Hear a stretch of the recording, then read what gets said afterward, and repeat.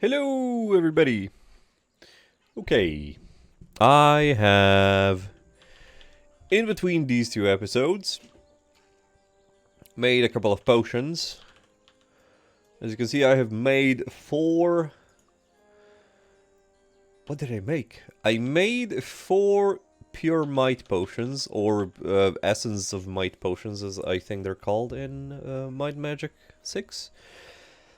And I think I made 4 personality potions. Or possibly intellect. It's one or the other. Just so I, sort of reduce the amount of inventory space that my herbs take. And now I have other plans. Evil, evil plans.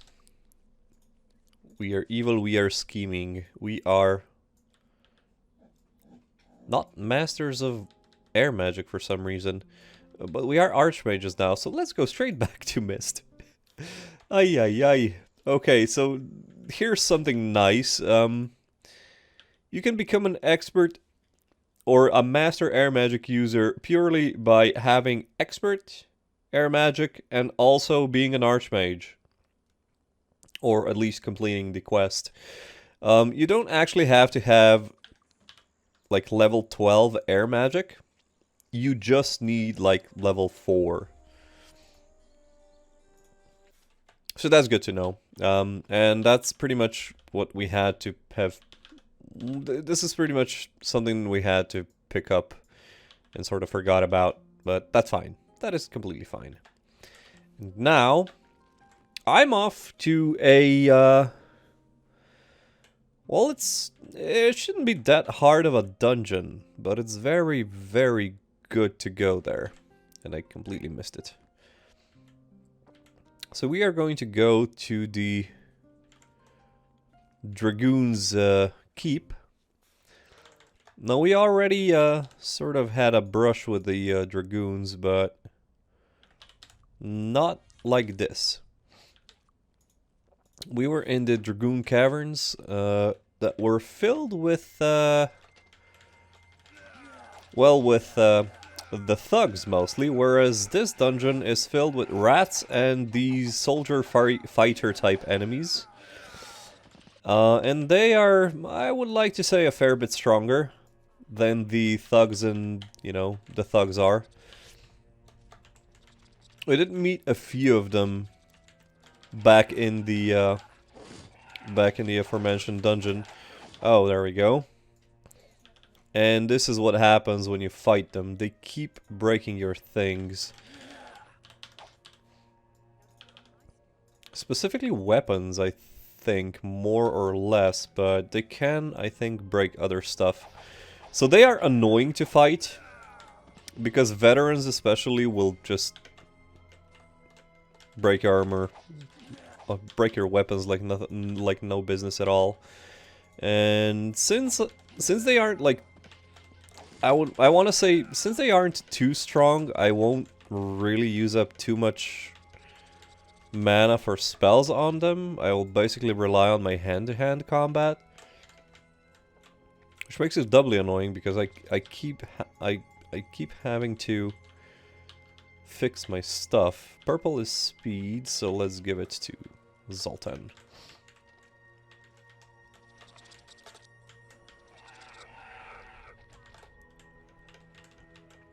And the other thing that's here is just basically rats, which don't even care about.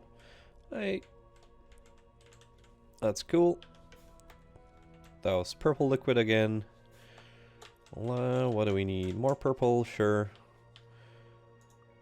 Now we have blue liquid. And let's give you personality up until 50. Then we're gonna start giving it to somebody else. That somebody else, namely, is going to be Roderick. Okay. I'm not entirely sure what the switch that I just flicked does. I know where I want to be. The switch has nothing to do with it, I don't think. Or I know that it doesn't have anything to do with it, but that's neither here or there. We are here to liberate this dungeon from the clutches of the evil fighter type enemies. And oh dear lord, there's a lot of them. Okay, do we have... We still don't have power cure. But that's fine. We can just spend some more time just doing this, I guess. Do we get... Ah, we don't have Master Spirit Magic yet. We need quite a fair bit more... excuse me, sir? That's very, very rude. Can you cast sparks? You can cast sparks. Very nice.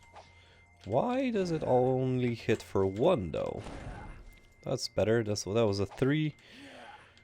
This is a 5. And now we have more sparks. Because we're master. So we have like 7 sparks, I think. Nice. This was a very good example of why I like using sparks in tight corridors. I think I'm gonna do it because I need to backtrack like a lot when I'm fighting these guys. Hello? Anybody here? No? Good. Good job, Roderick. You got it.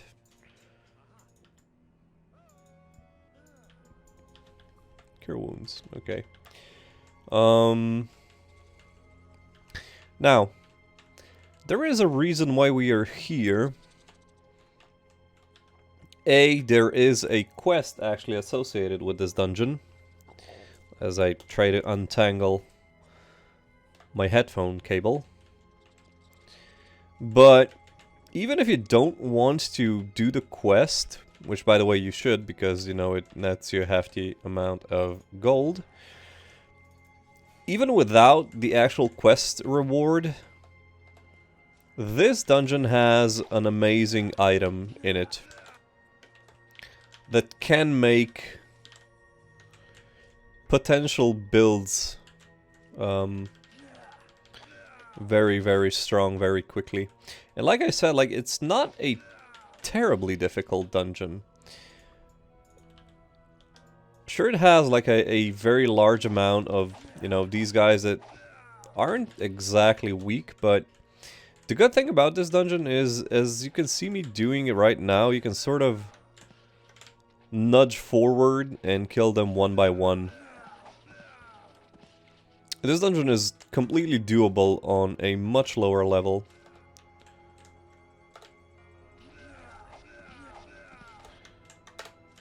And, you know, basically just getting less veterans is better. So it does depend on luck a bit, but oh, increased value, that's nice. Hello, doggo. What we get? Stout spear, do not want. But we can still sell. Oh, boy.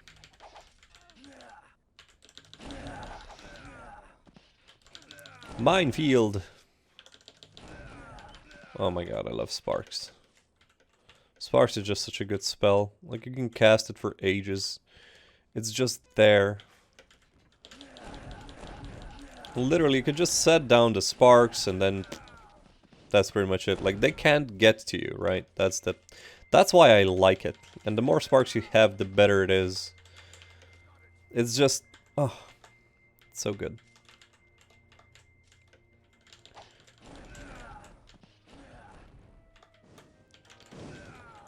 See, like, they get damaged, and then they... then they get damaged, you know, again, and again, and again, and again, and then they try getting closer to you, but they keep walking on this minefield that is, you know, sparks. And it just doesn't work for them. I know. I really just love this spell. Like, it is probably one of the best spells in the game. One of the best offensive spells, that is. Like, in the beginning it doesn't seem like much, but like, honestly, as soon as you get like Archmage or Master Air Magic, like, the value just shoots up, honestly. Like, you get 2 extra sparks, and that is just insane. Same on like later mind magics, actually. where you have like Grandmaster level of skills, you actually get 9 sparks, which is even better. That's honestly just insane.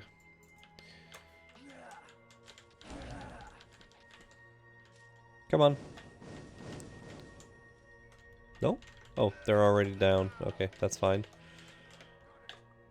Why do you have nothing in your cupboards? Woo! 3 veterans. Or 2, possibly. Yeah, just eat sparks. Oh, there are 3 veterans. Good. Well, not good, but good. Oh, I accidentally opened the cupboard with Alexis. Let's do shared life. I do believe I already explained what shared life does, but in case I basically forgot, shared life takes all your character hit points, puts it in a pool, and then redistributes it among your characters, but it also adds some health to the actual pool. So it does heal you a bit, but the more important thing that it does is that it actually gives, you know, it actually takes away health from the characters that have a lot of health and gives it to the characters that don't have as much health. I'm not talking about maximum value, I'm talking about current value. So it's good to sort of heal up your... it's good to heal up your... it's a good spell to heal up your...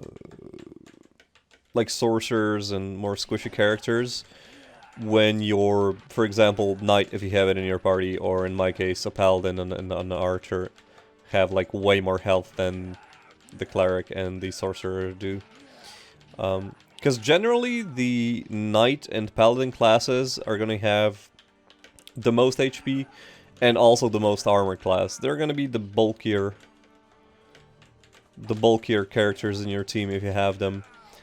And sometimes using things like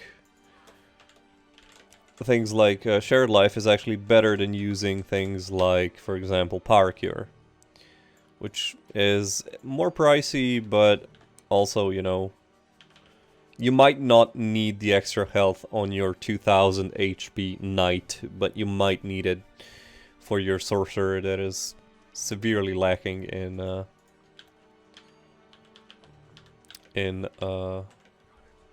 HP department. There we go, finally some things. Let's flick this lever. There we go. So we finished this side of the dungeon. I'm gonna rest right here. There we go, no ambush, that's nice. I love the music. I think this was my OG favorite song when I played Mind Magic for the first time.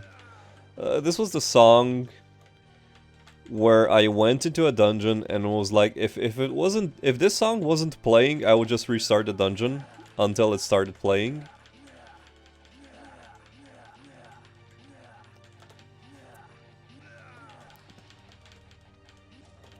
Man, it's going to be awesome once I get like master bow with everybody as well. Oh, I need, wait, Wizard Eye, and let's go for Torchlight so you guys will be able to see a bit better.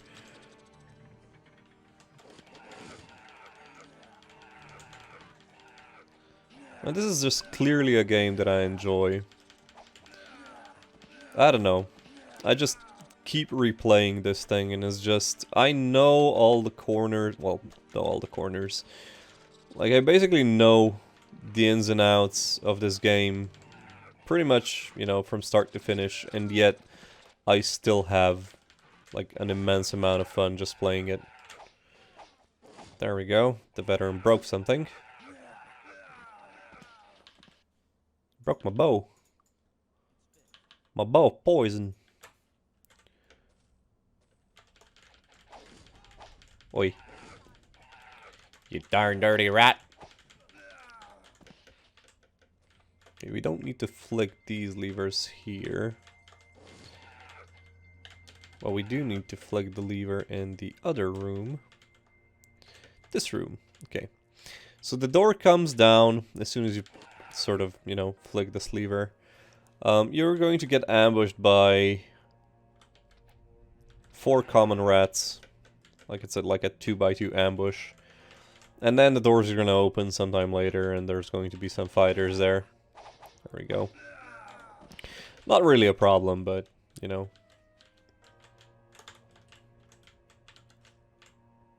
And the lever needs to stay down, because it opens the door that leads to this place. Which is really the last room of the dungeon. Ow, they broke something again. Mom, they keep breaking my bows.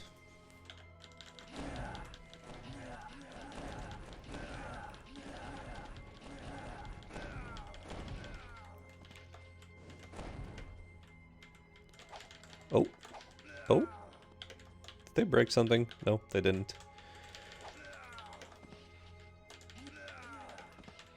Okay, how many veterans are here? 1 more veteran. That's fine. I'll just hand-to-hand this guy. Excellent. Grab all the monies here. Grab all the monies here. Now let me show you the real treasure of this dungeon. There we go. This is Mordred. Mordred is a 100% drop in this dungeon, because it is also a quest item. So regardless of whether or not you will take the quest, you will always find Mordred here. I'm gonna change your bow actually. The magic bow is better, but the precision bow is, well, basically it has enough fire. Enchantment, and once I get master bow, that's gonna be even stronger. Anyway, Mordred. Yes, why is Mordred good? By getting the quests and by getting Mordred's quest and finishing it, you basically get. Let me just show you. So this is the quest giver. I haven't accepted the quest, so this is basically me accepting the quest. But once I give it back, you get 30,000 gold, but also you get to keep Mordred. And Mordred has basically the highest base damage of any dagger, but it is also vampiric. Meaning when Zoltan is going to, you know, hit stuff with his Mordred, he is actually going to heal, which is fantastic.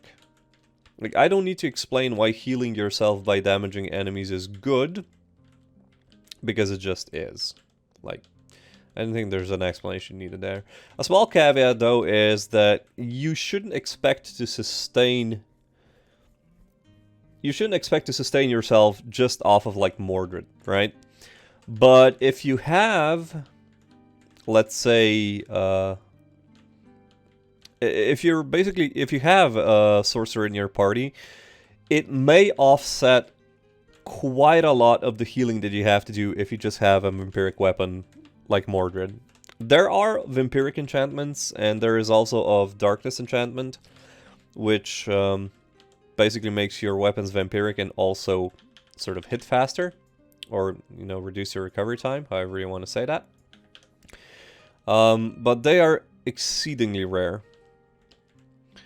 So Mordred is a good place to go to if you want a very good dagger.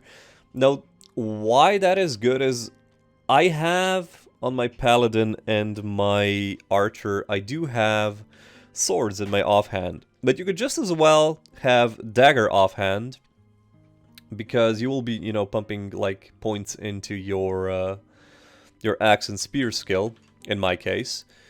And you can have Mordred in the offhand and thereby just having it like a sort of utility healing item. Mordred is also very good. I know I'm like going into details that, you know, maybe aren't as relevant for this particular playthrough, but you can also take Mordred and have it in the offhand slot while you're playing a solo character game. In which case, if you're playing like a solo archer, a solo Even solo sorcerer, solo knight. Basically any class that doesn't have access to any healing spells, Mordred is a super good secondary weapon. It is just, I love it. And it's always there, so you should really just go get it. There is no reason not to get Mordred, honestly. There's no reason not to get Mordred. And this is also our first artifact, I think? Yes, this is our first artifact. And like I said, like you can grab the quest. It's not hard to actually do the quest. Like I said, you can sort of kill the veterans like one by one, right? And then when you bring Mordred back, that dude is like, "Huh, I didn't think like I thought it was gonna be much stronger." And it's like, dude, that's like one of the best daggers in the game. What the hell? And he just gives you 30,000 gold, and then lets you keep Mordred, and you're like, yeah, okay. You have a deal. So yeah, just get Mordred. Oh my god, I'm so close to getting Spirit Magic Master. So I am going to level up my air magic with my warrior mage to 12. I am going to be leveling up the skills to the levels that are required to normally achieve master level. Even if I don't need to do it, like in the case of air magic, for example. I don't know, like I don't have any particular reason, or let's say I don't have a good reason for, you know, doing that all the time, because I know the reason is just basically I want to have everybody on the same level and all the skills leveled up, even if I don't use them. That's why I'm going to be leveling up earth magic. It's not optimal, but it's the way I like to do things. I like to have some breadth in the choice that I have. So we need to figure out where we want to go next. Actually, let's just quickly go grab Fire Magic Master, Mind Magic Master, and that's it. Oh man, I really want Spirit Magic Master though. It's gonna be like, we just need to do like probably one more dungeon and we're gonna be there, but yeah, for now that's pretty much it. So Fire Magic Master, and then we go to Silver Cove and grab Mind Magic Master. There we go. Well, let's go back to Freehaven, because we still have things that we want to do here, right?